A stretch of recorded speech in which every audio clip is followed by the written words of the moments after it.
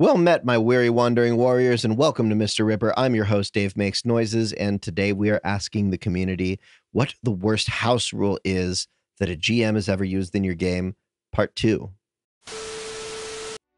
I had a GM who had a rule that characters could only handle their level in gold and magic items, so a level 2 character could only have on them 2,000 gold pieces worth of magic items.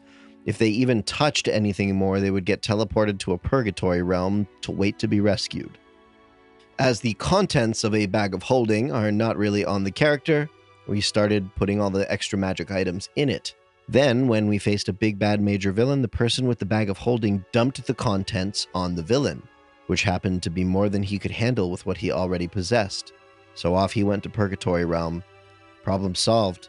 That GM had a mess of house rules and a custom background generator. Our group of players were all exceptionally intelligent. After about a year of playing, the GM started having to revise his rules on a monthly basis, as we would find new ways to use his rules to our favor.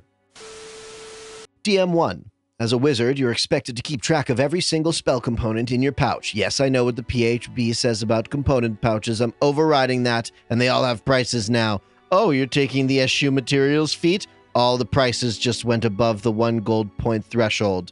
Jerk had just finished playing Secret of Evermore and decided that's how arcane magic works now. Only arcane magic. I was, of course, the only arcane caster in the party. DM 2. Now that you're in the middle of PvP and have already been shot multiple times, I am just now deciding that despite your first successful attack roll, I'm now allowing the other guy to reflex save to avoid your attack. Also DM 2. No, your elf isn't immune to this particular magical sleep, even though I've already explicitly called it magical sleep, which elves are immune to. It's now, induced unconsciousness, and those aren't dreams, they're hallucinations. Also DM 2. I know the party currently has clear vision for over 800 feet in every direction, but this NPC just descended from a rope directly overhead, snatched the MacGuffin from your hands, no roll, and ran out of vision, another 800 feet, at the speed of fucking light. You have 1 round to stop them. Party stops them anyway, with long-ranged attacks. DM. The MacGuffin falls out of the thief's hands, slowly rolls into a hole in the ground that didn't exist until just now, and instantly falls more than 2 miles straight down. You've lost it, and it's all your fault.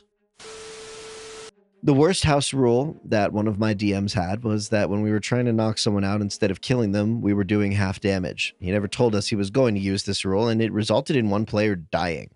He only told us he was using it after we started complaining that the enemies had way too much health for our level at the time. I will not allow the rule of cool. You can only cast a spell as it says in the rules, and it can only do what it says in the rules. Trying to get creative with the game is preposterous, and something I will not allow at my table. That guy DM on Session 1, moments before a TPK happened because we had no spell that would do anything to help us get away from a magical flood of acid that did 10d12 damage. I'd have to go with paladins can only smite with blunt weaponry, not just as a bonus action, but period. Reason why this was the worst? Came about 2.5 years ago. It was Session 2. We just hit level 2. I was wielding a sword and board combo, and during the first combat, I tried to smite the zombie I was fighting. Cue house rule declaration. Made worse is the fact he still ruled I used the slot. Something like I tried to cast, but because I wasn't using a blunt weapon, it auto-failed. Didn't return after that session. Heard from one of the other guys who stayed a little longer that he just seemed to arbitrarily make house rules when something was going too quickly for his tastes. Guess me potentially killing a single zombie was too fast. Every time your character falls unconscious, you get a flaw. This ranged from scars to open wounds to lost limbs, which ended up with frontliner being fucked up while casters and archer totally fine. Essentially, they were punished for doing their job. I don't like that rule at all. Something that wasn't a rule per se, but I found annoying was that NPCs auto-succeed checks that PCs have to roll for, regardless of the circumstances. For example, a child goblin NPC who had a single level in rogue was easily able to disarm a trap by simply cutting the tripwire. But when one of the PCs tried to do it, who was a 14th level rogue on an identical trap, they had to make a check, which they failed due to a stupidly high DC. Yes, the level 1 rogue child was able to pass a DC, an adult level 14 rogue wasn't able to. Here's one I almost did, being hit with an attack. any attack gives you 1d4 fear. If your fear ever exceeds your total hit points, the next time you're hit with an attack, you take a point of exhaustion. I did add ways to reduce fear. It reset after combat ended, and if any enemies died near you, your fear was cut in half. The idea was that I'm also giving you a lot of ways to improve your character, such as having 2 leveling systems allowing you to effectively go to 40th level and get 40 hit dice worth of hit points, and I wanted the first couple levels to be very panic-inducing. But given that my campaign was modeled to play like Left 4 Dead or Vermintide in D&D, lots of horde fights, lots of attacks, after one playtest session, I determined that was bullshit. Instead, I'm using it as a mechanic for very specific boss-related fights and encounters. And I'm giving players ways to mitigate it, such as by looking into the monster and knowing what they are, they no longer fear the creature. One time, when I was still new to D&D, I played a gunslinger in a level 5 one-shot. DM decided that every time I shot, I would take 1d6 ear-ringing damage. Nothing else was changed to counteract this, so I could do a neat 1d8 damage if I hit my target, but I would always take damage no matter what. I'm actually more mad at myself for not realizing at the time how mind-bogglingly ridiculous that was. Scorp's note: as a gunslinger player myself, I would have shot the DM, just saying, with a Nerf gun, repeatedly, until he relented from that stupid rule. Scorps, I agree with you, buddy. Thank you for all that you do. Except instead of a Nerf gun, I just like fling paper wasps with a rubber band at him, because I don't care as much about his well-being. Have a current GM who tweaks his house rules based on our strategies. When the campaign first started, I was playing a Vengeance Paladin. And when we discovered that it was mostly going to be a campaign with fiends/undead, he used an aspect of my character's background as justification to change the damage type on my smites to necrotic, which pretty much every enemy was either resistant or immune to. When our party strategy changed to utilizing our Devil's Sights in the Darkness spell, he began adding Devil's Sight to all enemies. So we changed up our strategy, and we're high enough level to start making use of spells and class features that force saving throws that would give us rounds of huge advantages. He started allowing his creatures to go multiple times per round, which meant multiple times per round to save and rid themselves of negative effects. Edit, I should have been clear about the Devil's Sight True Sight thing. I don't object to its presence on demons and the couple Celestials we've fought, but more so to it being tossed on random beasts and undead like some gnolls, a froghemoth, and the Lost that we fought. TLDR, I don't play with this group anymore. DM declared that my roll on Spellcraft, which was double the DC, was a failure because I rolled too high. He rolls a D100 on nearly every skill check, and if he rolls low, you basically fail no matter your DC check, even though he won't admit it. Rolled a 45 on making a magical water supply system for a garden, which ended up making an ultra mutant beanstalk, which dropped fruit, corn, tomato beans larger than carriages, which fell all over the town and probably killed people.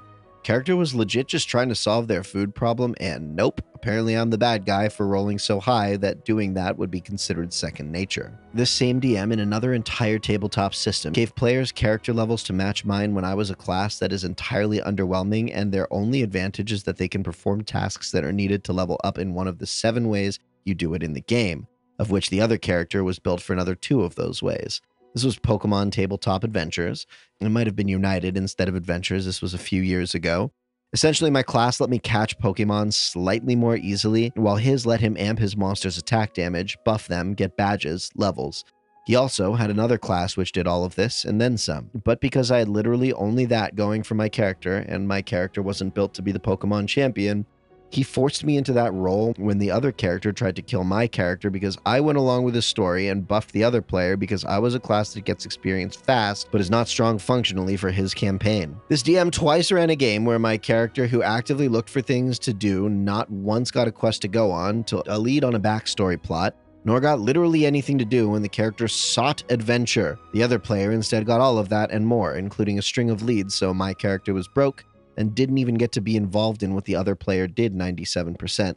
Only reason I point this out is because my character didn't even get to do the plot of the game aside from one session in which he was barely helpful because it acquired nothing because the DM never allowed him to have things to do which could reward him of the time. Wow, that was a huge parentheses. Anyway, don't waste time with DMs like this. Yeah, no kidding, dude. Gosh. So wait, you've played at least 4 games? I would have been out on the first one. Pfft, no, not a chance. Fuck that.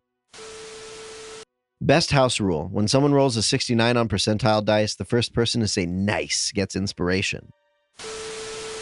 Well, that just about sums it up, my high-vibing cosmic croissants. Thanks for sticking it out to the very end. If you've had a horrible house rule, we want to feel your pain. Share it in the comments below. And if you've got another story, please share it with our subreddit, r/MrRipper, where we are constantly cultivating stories like these for videos like this. If you're thinking D&D sounds pretty fun, but you don't know anyone else who plays, fear not, we've got you covered. Check out Mr. Ripper's group finder, link below, and I hope that you find your party there. This week, I hope you discover something new that excites and inspires you. If you think I'm nice and want to be my friend, you can find me at TikTok and Instagram at Dave Makes Noises. And with that, I implore you to please sub for Nat 20s, join the notification squad so that you can be the first. Thank you again for watching, and we'll see you next time.